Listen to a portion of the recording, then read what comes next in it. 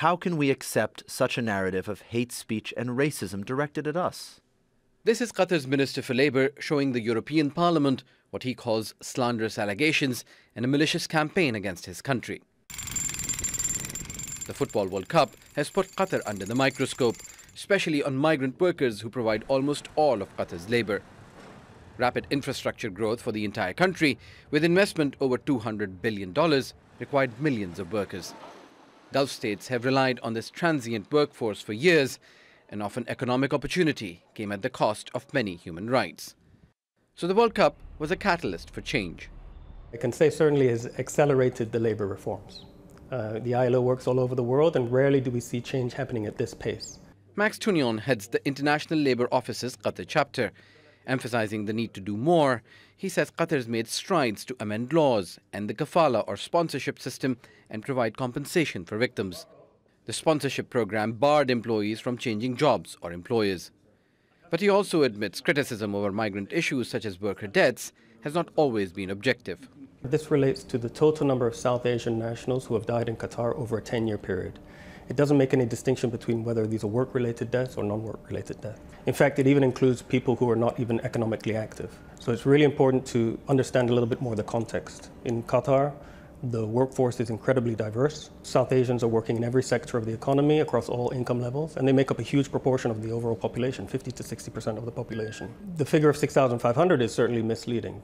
But that misleading number keeps being quoted on the media. Someone talks about 6,500 victims, another says 10,000, and a third one talks about 15,000, as if there was a competition. There shouldn't be any politicizing or using misinformation, so we ask that you refer to official sources like ILO.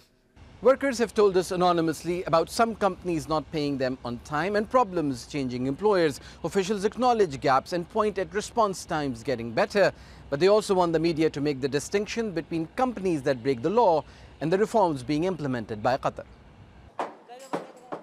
In addition to worker-related issues, thousands of single men have been forced from their accommodations. Although this was a municipality issue rather than a labour one, for many workers trying to make ends meet, it's difficult to make that distinction. Lorry drivers had to leave their belongings as accommodations were sealed without notice, as many of them were living in shared rooms to save money. There was no electricity in the room, no water, we couldn't go to bathroom. The next day, we all had to work. Some didn't have a place to sleep, including me. One night, I slept in the vehicle I drive. Officials in the government admit the implementation of reforms needs work and assure the world that the World Cup is just one milestone for the country's long-term vision. The reforms are based on Qatar Vision 2030. This vision clearly states the needs for reforms linked to the issues. The World Cup has sped up these reforms. Labour unions say in order for more Gulf states to make necessary changes for migrant workers, the world must acknowledge the reform while pointing out the gaps. They're concerned that a vicious campaign against Qatar could, quote, decapitate the good work done over the years. Javaid, Jazeera, Doha.